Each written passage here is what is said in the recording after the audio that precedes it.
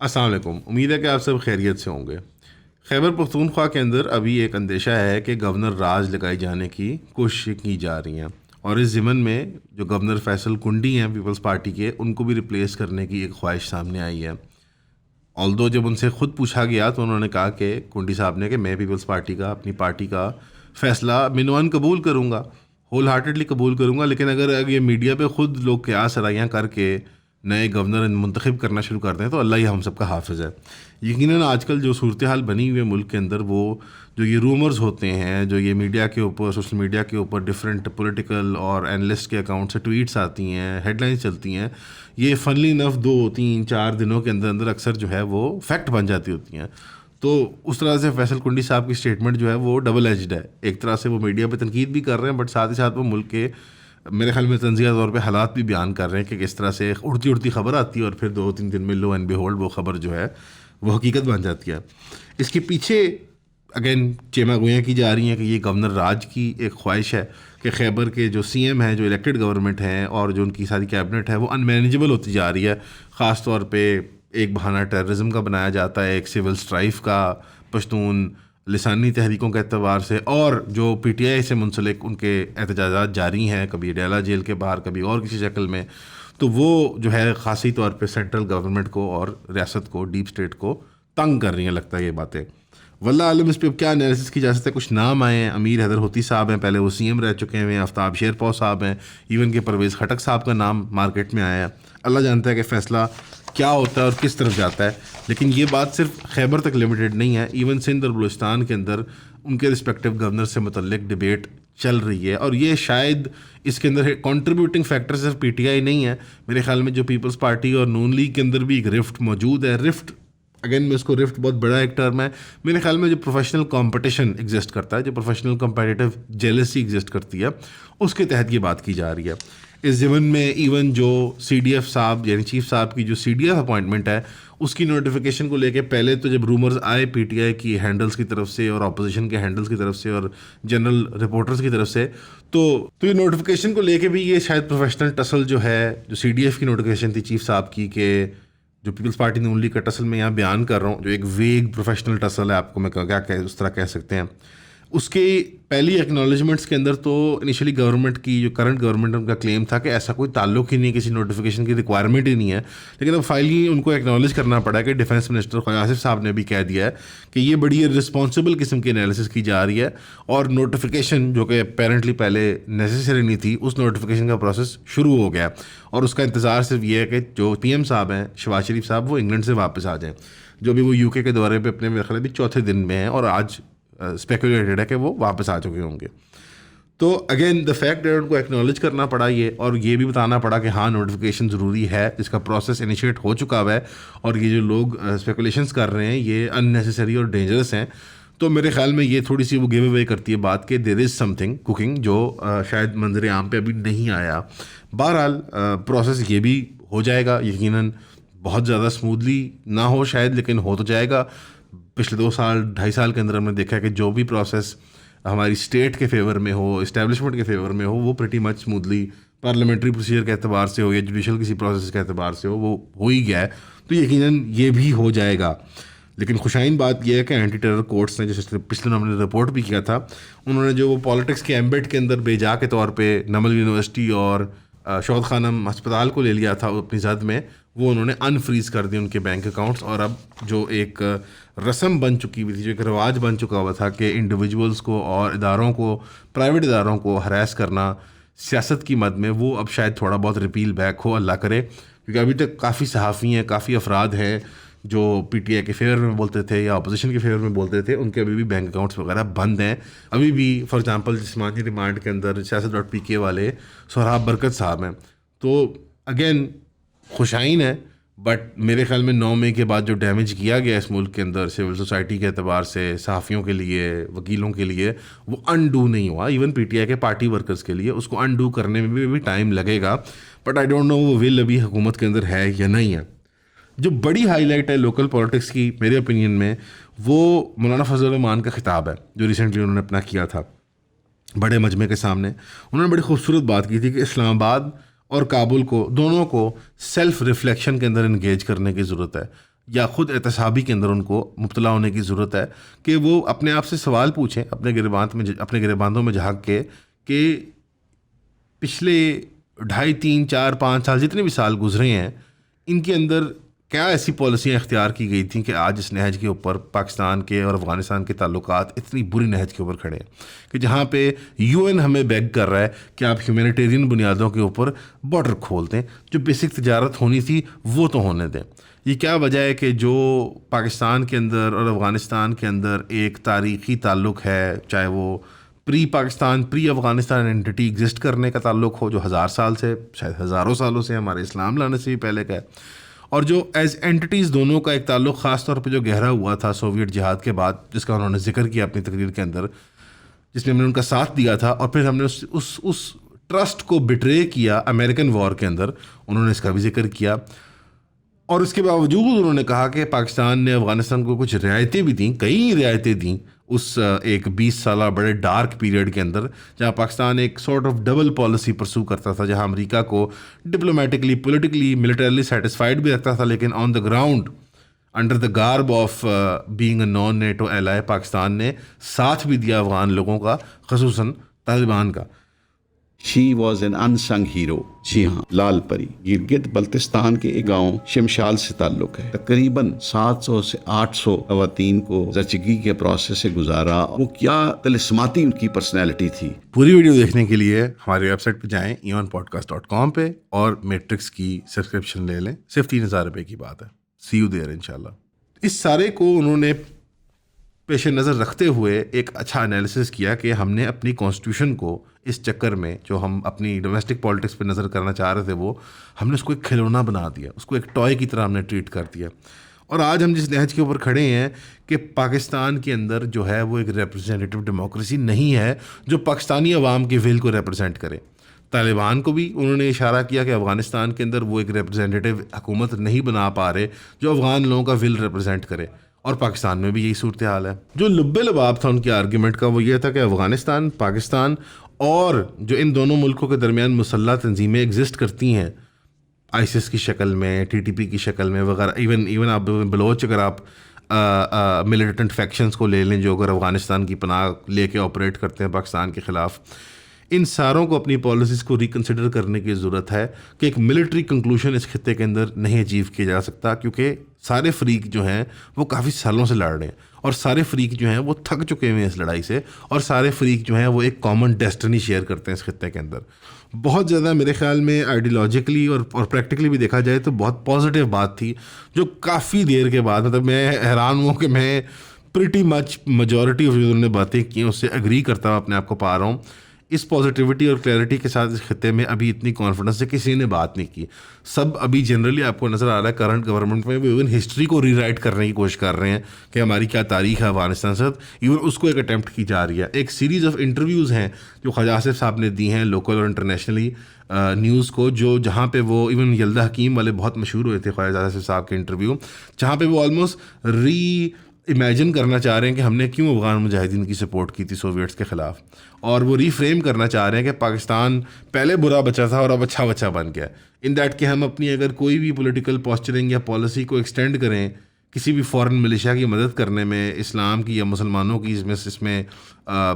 सरबुलंदी हो, तो वो जैसे सिर्फ डॉलर्स की पैराडाइम के लिए की जा सकती, कोई बड़ा गोल तो था ही नहीं पाकिस्तान का उसके अंदर। और तब हम बुरे बच्चे थे, हम लालच में आ गए, और अब हम अच्छे बच्चे हैं क्योंकि अब हम लालच में नहीं आ रहे। हम अच्छे बच्चे वॉर ऑन टेरर के ज़माने से बन गए क्योंकि हमने दहशतगर्दी का ब्रांड फेस किया। यहाँ पे बड़ी बारीक वो बात भूल जाते हैं कि सारी वो सो कॉल्ड जो मिलिटेंट फैक्शंस हैं, दहशतगर्द तंजीमें मानी जाती हैं, उनका रुख पाकिस्तान की तरफ कब मुड़ा? जब पाकिस्तान ने उनका साथ देना बंद कर दिया, बल्कि उनके खिलाफ उल्टी कार्रवाइयाँ शुरू कर दी, और उसको भी होने में कुछ टाइम लगा था। ऐसे नहीं हुआ था कि एक सुबह हम उठे और सारी जो मुसल्लह तहरीकें थी जो अफगानिस्तान में ऑपरेट कर रही थी उन्होंने मुड़ के पाकिस्तान को मारना शुरू कर दिया, बल्कि उसके कुछ सालों का प्रोसेस था जहां पाकिस्तान ने पहले एक मिलिट्री डिक्टेटर मुशर्रफ साहब की पॉलिसीज़ के तहत पहले अमेरिका की इताअत इख्तियार की, अफगानिस्तान से ताल्लुक़ी की, अफगानिस्तान के सफ़ीरों को जलील किया, यहाँ पे उनको जेलों में दड़बों में बंद किया, हज़ारों पाकिस्तानी शहरियों को बंद किया, और फिर जाके एक पिकिंग पॉइंट आया था जहाँ पे जो बफर पॉलिटिक्स है मिलिटेंट फैक्शंस की जो खैबर के रीजन में ऑपरेट करती थी और बलूचिस्तान में,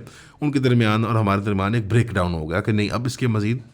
लड़ाई है। और उसमें कलीदी किरदार जो है वो ओबामा की ड्रोन वॉर्स का था, जो हम सब कन्वीनियंटली भूल जाते हैं, चाहे मगरबी रिपोर्टर्स हों, चाहे पाकिस्तान के सहाफ़ी हों, चाहे पाकिस्तान के सियासतदान हों, कि वो एक पूरा डार्क चैप्टर है जहाँ पाकिस्तान के और अफगानिस्तान के शहरी जो हैं वो एट विल किल लिस्ट पे असैसिनेट किए गए हैं। ये किसी जमहूरियत का, सिविलाइज्ड मुल्क का तर्ज नहीं होता, तरीक़ाकार नहीं होता कि वो बैठ के असैसिनेशंस की लिस्टें दे कि यहाँ से फ़लाने आदमी को मार दो, फ़लाने आदमी की शादी पे हमला कर दो, फ़लाने आदमी की गाड़ी पे, स्कूल पे, मदरसे पे, कॉलेज पे, मस्जिद पे हमला कर दो और रात के अंधेरे में आके हमला करो और किसी को जवाब भी ना दो कि ये क्या किया हमने, क्यों किया। ओबामा ने पूरी वो किल लिस्ट्स की एक लेगेसी है उसकी जो उसने परसू की थी, उसके बावजूद ओबामा को भी पीस प्राइज़ मिल गया था। आज हमारी लाख कोशिशों के बावजूद ट्रंप को तो नहीं मिला, लेकिन हमने ट्राई तो किया था। शायद ये डोनाल्ड ट्रंप साहब की बड़ाई है जिसकी वजह से उनको नोबेल प्राइज़ नहीं मिला। उन्होंने ये चाहा कि वेनेजुएला की जो अपोजिशन लीडर हैं, जो अमेरिका बैक्ड उनकी अपोजिशन लीडर हैं, उनको उन्होंने कहा कि इनको दे दी जाना चाहिए, क्योंकि मैं वेनेजुएला के ख़िलाफ़ एक बहुत बड़ी इलीगल वॉर परसू करना चाहता हूँ, एक नया वियतनाम खोलना चाहता हूँ लैटिन अमेरिका के अंदर। तो शायद ये वजह है कि उन्होंने कहा कि नहीं, मैं तो इस ओहदे पर नहीं आ सकता कि मुझे नोबेल पीस प्राइज़ दिया जाए, वो इन आप CIA बैक्ड अपोजिशन लीडर को देते हैं। उस खातून का मुझे नाम स्किप कर रहा है। जब डोनाल्ड ट्रंप की बात आए तो उनका फिर पीस प्लान तो मेरा ख्याल है इग्नोर नहीं किया जा सकता। अभी जो FM इसाक डार साहब हैं वो एक क्लीन अप मिशन के ऊपर हैं। अफगानिस्तान का मुद्दा उन्होंने पूरा का पूरा कतर के ऊपर डाल दिया है, जैसे कि हम कतर से अपनी गाइडलाइंस लेते रहे हैं एवर इन आवर हिस्ट्री, ख़ासतौर पे फॉरेन पॉलिसी को लेके। और उन्होंने मज़ीद फिर सफाइयाँ भी पेश की जो अपने पीस प्लान को लेके, कि जो UN में भी रेजोल्यूशन पास हुआ है, या जो अमेरिका का डिवाइस्ड पीस प्लान है, जो कि UN की पीस कीपिंग फोर्स नहीं है, वो एक इंटरनेशनल स्टेबलाइजेशन फोर्स है, उसको लेके शायद वल्लाही मुसलमानों का ब्लो बैक देख के, या एक ग्लोबल जो एम्बेरसमेंट फेस करनी पड़ी है इवन यूरोपियन आपको वोटिंग पॉपुलेशंस के अंदर, या शायद द फैक्ट कि किसी भी मुसलमान मुल्क में कोई रज़ा नहीं नज़र आई कि यार हम जाके क्यों मुसल्लह तरीक़ों को, मुज़ाहमतकारों को हम क्यों जाके उनको डिसआर्म करें। आप खुद इमेजिन करें, एक यानी 2026-27 के सालों के अंदर हेडलाइन आती है 30 पाकिस्तानी जवान शहीद हो जाते हैं फ़िलिस्तीनी मुज़ाहमतकारों के ID के उसके ऊपर वो उनका बम ब्लास्ट होके। मतलब ये आप ये हेडलाइन पाकिस्तान में किसी भी मुस्लिम मुल्क में किसने अब्जॉर्ब करनी थी। इवन इंडोनेशिया जो सबसे गंग हो था ISF के बारे में, उन्होंने खुद इसाक डार साहब ने उनकी भी बता दी कि उनके मेरे काउंटर पार्ट इनफॉर्मली मुझे बता चुके हैं कि हमें कोई इंटरेस्ट नहीं है इस काम में कि हम जाके वहाँ पर फ़िलिस्तीनी मुज़ाहमतकारों का, मुजाहिदों का जाके हम उनका असला उनसे लें, उनको डी-आर्म करें। लेकिन उन्होंने एक बात की ज़रूर कह दी कि ये फ़िलिस्तीनी अथॉरिटी का काम है। तो इसाक डार से मेरा मासूमाना सवाल है, पाकिस्तानी रियासत से मासूमाना सवाल है, ये फ़िलिस्तीनी अथॉरिटी क्या चीज़ है? क्या ये वो पुलिस है जिसको इसराइल आउटसोर्स करता है वेस्ट बैंक के अंदर? या अगर गज़ा की बात करें तो ये मुज़ाहमतकार तहरीकें ही उनकी अथॉरिटी हैं, जो इलेक्शन लड़के, जो एक ही गरीब इलेक्शन हुआ था गज़ा के अंदर 2006 के अंदर, जो जीत के सामने आई नहीं है। कि पैलेस्टीनियन अथॉरिटीज़ किस चीज़ को आप कहते हैं? अगेन जो वेगरीज, जो शुरू दिन से यहाँ कंप्लेंट है पाकिस्तान के अंदर कि आप वेगरीज के अंदर बात कर रहे हैं, आप इतनी बड़ी कमिटमेंट की बात वेग लैंग्वेज के अंदर कैसे कमिट कर सकते हैं? नंबर 1। नंबर 2, वो भी पाकिस्तान के पार्लियामेंट्री प्रोसीजर के बगैर यूनिलैटरली पाकिस्तान के हुकाम ने जाके वहाँ पे ट्रंप की उस शर्म शेख की वो क्या कहेंगे, वो शैतानी मीटिंग के अंदर, या क्या उसको डिस्क्राइब करेंगे हम, वहाँ पे यूनिलैटरली फैसला कर लिया कि ISF बनेगी और उसका मैंडेट जो होगा वो कुछ होगा। वो हम क्या होगा मैंडेट? अब वो मैंडेट जब वजाहत उसकी जब मज़ीद सामने आई तो सबको हाथ पांव पड़ गए कि यार नहीं, हम तो ये काम करने के लिए तैयार नहीं है। बाद में इसाक डार साहब ने बड़ी धुएंधार तकरीर की पार्लियामेंट में कि हम ऐसी कोई चीज़ मान के नहीं वहाँ आए, ये तो पॉइंट्स ही तब्दील हुए हैं। तो अब पाकिस्तान ने भी पुश बैक कर दिया। देर आए दुरुस्त आए, बहरहाल इसके बावजूद कि स्टेटमेंट अनइक्विवोकल नहीं है, थोड़ी क्लैरिफिकेशन रिक्वायर करती है, लेकिन मैं फिर भी बहुत खुशी से मैं कहता हूँ अल्लाह का फ़ज़ल है, ये बहुत बड़ा करम हो गया इस कौम के ऊपर कि हम अपना रीज़न ऑफ एग्जिस्टेंस खो बैठते अगर हम इसराइल को तस्लीम करके वहाँ फ़ौज भर्ती कर देते अपनी, जो हरम अक्सा की एक बहुत बड़ी तौहीन होती और शुहदाए अक्सा की बहुत बड़ी तौहीन होती। क्योंकि ये सिर्फ 2 साल के शुहदा नहीं है, ये 78 साल की एक ज़लालत चल रही है मुसलमानों के ख़िलाफ़। और ये सलीबी जंगों दूसरा उनका एक आपने रुख पहली बार हमने अपनी ज़िंदगियों में देख लिया कि क्या हाल होंगे जब सलीबी यहाँ पे आए थे। तब भी 1 सदी के लिए बैठ गए थे, आज भी 1 सदी मुकम्मल होने को है। तो उसके एंड के करीब आकर ना जब फड़फड़ाती है ये सलीबी गासिब रियासत, जब पहले भी फड़फड़ाई थी, जो पेपल स्टेट थी वहाँ पे, ये फड़फड़ाने लगती है ना, तो इसके अंदर डेस्परेशन में बहुत से बड़े हुक्मरान जो हैं दुनिया मुसलमान के बाकी ममालिक के, वो गलतियाँ करते हैं। उनमें से एक गलती करने जा रहा था पाकिस्तान, अल्लाह का फजल हुआ हम बच गए और इसाक डार साहब ने रिलेटिवली मेरे ख्याल में क्लैरिफाई कर दिया इस मामले को। इस ज़मन में मैं एक्स सेनेटर मुश्ताक साहब की यहाँ पे बात प्ले करना चाहूँगा, एक उनकी क्लिप। उन्होंने बहुत क्लियर अनइक्विवोकल पॉइंट्स के साथ इसको कंडेम किया था और बहुत ज़्यादा मेरे ख्याल में बारीक बीनी से उन्होंने एक एक पॉइंट को डायसेक्ट किया था। इंटरनेशनल स्टेबलाइजेशन फोर्स अक़वाम मुत्तहिदा की करारदाद की सूरत में जो मैंडेट है वो हमास को गैर मुसल्लह करना और मुजाहिमत को गैर मुसल्लह करना है। उसके साथ पाकिस्तानी अफवाज को बेचना अक्सा गजा और फलस्तीन की कुर्बानियों से बेवफाई है। और ये इकबाल कायद और लियाकत अली खान की फलस्तीन पॉलिसी नहीं है, ट्रंप और नेतन्याहू की फलस्तीन पॉलिसी है। जो पॉलिटिकल विल रिक्वायर्ड है ना इस सो कॉल्ड ISF के लिए, वो ना गल्फ़ के ममालिक में, ना ये ईस्टर्न मुस्लिम मेजॉरिटी ममालिक जैसे इंडोनेशिया पाकिस्तान वगैरह के अंदर है। काफ़ी वाज़ेह है कि मुज़ाहमतकारों की लड़ाई झगड़ा काफ़ी वाज़ेह है कि जो हिम्मत और हौसला है अहले फ़लस्तीन का और मुज़ाहमतकारों का वो बाकी है, और वो जो 2-2.5 साल में कैपिचुलेट नहीं किए एंड बाय एक्सटेंशन 78 साल में कैपिचुलेट नहीं किए, चाहे वो डायस्पोरा में हो, मुल्क बदर हों, चाहे वो वतन में हो, चाहे वो गासिबाना हिस्से में हो वतन के और इसराइली पासपोर्ट लिए बैठे हों, यानी ID उनके पासपोर्ट इसराइली इशूड हो, वो अपना क्लेम, अपना राइट नहीं फोरगो करने के लिए तैयार। ये अब इस्टेब्लिश हो चुका है। वो एथनिक नेशनलिज्म के नाम पे, सोशलिज्म के नाम पे अब मजहबी शक्ल में वो तहरीकें आ गई हैं। उनके अंदर जो बुनियादी यूनिफाइंग फैक्टर है वो फ़िलिस्तीनियत है और वो उसको छोड़ने के लिए नहीं तैयार। तो इस विल को ब्रेक करने के लिए आदमी नहीं चाहिए, आइडियोलॉजी को आइडियोलॉजी काटती है। और साबित हो गया है कि जंग के मैदान के अंदर सोहयूनियत ऐसी आइडियोलॉजी नहीं है कि वो फ़िलिस्तीनियत को तोड़ पाए, ये साबित हो गया। तो उस जंग के मैदान में हासिल हुई हुई, आप कह लें फतह कह लें, उस हासिल हुई हुई स्टेलमेट कह लें, उसको शिकस्त आप डिप्लोमेटिक स्टेज के ऊपर, नेगोशिएटिंग टेबल के ऊपर ऑन बिहाफ ऑफ दी फ़िलिस्तीनीज़ नहीं दे सकते। तो ये मुझे उम्मीद है कि पाकिस्तानी स्टेट ने अपनी प्रॉब्लम को रिकग्नाइज़ किया, अपनी मिस्टेक को, और इससे अब रिपील बैक करेगी, मूव बैक करेगी। और अब वो ट्रंप का फोकस भी आप देख रहे हैं शिफ्ट कर रहा है वेनेजुएला की तरफ, और वो वाकई में बहुत ही दूर हमारे से हटा हुआ कॉन्फ्लिक्ट है। मेरे ख्याल में हमें अपना फोकस फ़िलिस्तीन पे उसी दोबारा प्रिंसिपल स्टांस पे लाना चाहिए। क्योंकि बड़ी फ़नी बात है, इजिप्ट की रिप्रेजेंटेटिव वहाँ पे आए थे, पाकिस्तान आए मुलाकात करने के लिए, जो उन्होंने तस्वीर भी पेश की कायद आज़म की, उसको अगर आप जूम आउट करके देखें तो उसके अंदर जो हजरात नज़र आएंगे आपको, तो वो उनमें से एक मुफ्ती आज़म फ़िलिस्तीन ख़ुद हैं, जिन्होंने इवन हिटलर को अपने लश्कर प्रोवाइड किए थे कि तुम बरतानवी ताज के ख़िलाफ़ लड़ो। यहाँ पे वो सुहयूनियों को, यहूदियों को आबाद कर रहे हैं। तो कायद आज़म जो कि एक सेकुलर लीडर थे, आपको पता ही है, वो जाके इख्वान और इस तरह की मुख्तलिफ मजहबी जमातों के काम को जो मिल रहे थे वो जो तारीखी एक तस्वीर है, हम उस पॉलिसी से नहीं आगे गुजर सकते। इल्लामा इकबाल, कायद आज़म, लियाकत अली ख़ान, हमारे फाउंडिंग फादर्स, हमारे फाउंडिंग फिगर्स हमें एक पॉलिसी में लॉक कर गए हैं। मैं ये नहीं कह रहा लचक एग्जिस्ट नहीं कर सकता, बट आपको ये बात समझनी होगी कि हमारा प्रिंसिपल पोजीशन वहाँ से नहीं हट सकता। हम एंटी कलोनियल स्टेट हैं, हम एक कलोनियल छावनी को नहीं डिफेंड कर सकते, हम उसको नहीं। हमारा क्लेम कश्मीर के ऊपर यही है कि इंडिया एक कॉलोनाइज़र है, वहाँ पे एक एलियन लोगों के ऊपर उसने कॉलोनी बनाई हुई है, जिसका क्लेम हमारे साथ नहीं तो कम से कम इंडिपेंडेंस का एग्जिस्ट करता है। सेम केस आप फ़िलिस्तीन का लेते हैं। कायद आज़म ने इस पॉलिसी को, और कायद आज़म को बहुत गर्ज था फिर मिडल ईस्ट में होने वाले कॉन्फ्लिक्ट से, और कायद आज़म ने वेपन्स भी प्रोवाइड किए, और फिर उसकी वो लेगेसी कैरी फॉरवर्ड हुई। हमारी आर्मी और एयरफोर्स ने वहाँ जाके कारनामे सर अंजाम दिए, उनकी एयरफोर्स को गिराया इसराइलियों की, एक नहीं 2 बार। तो ये एक तारीख़ है जिसको हम इस्केप नहीं कर सकते। जाते हुए जो UN ना फ़िलिस्तीन में काम कर पाया ना कहीं भी और पे भी, उसको पाकिस्तान के जमहूरी प्रोसेस के ऊपर उसने सवाल उठाया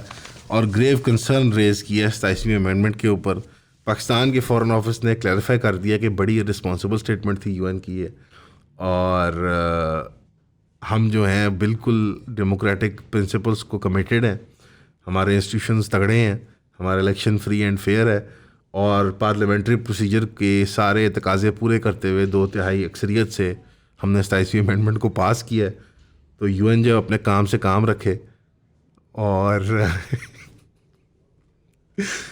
अगेन आई थिंक मुझे हंसी भी आती है, मतलब मैं खुशी भी हो रही है कि पाकिस्तान ने भी UN को आंखें दिखाई हैं।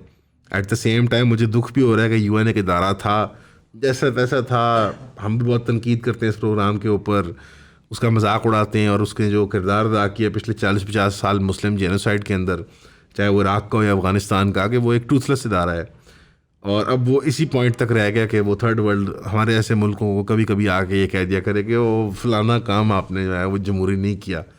आई थिंक यूएन को एट दिस पॉइंट मैंने तो रिकमेंडेशन दी है, वहाँ पे जिम क्लब खोल दें, सोनाज हों, उसके अंदर ट्रेडमिल हों, जकूज़ी हों, स्विमिंग पूल्स हों, एक बड़ा सा उसको जेंटलमैन्स क्लब भी बना देना चाहिए मेरे ख्याल में, स्पोर्ट्स क्लब।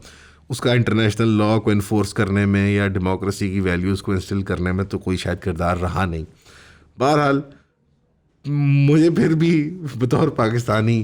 इसके बावजूद कि हमारी स्टेट बहुत एंटी डेमोक्रेटिक स्टेप्स ले रही है और वो बिल्कुल तनकीद जायज़, उन्होंने तनकीद की 27वीं अमेंडमेंट के ऊपर, लेकिन यूएन कौन होता है कहने वाला है।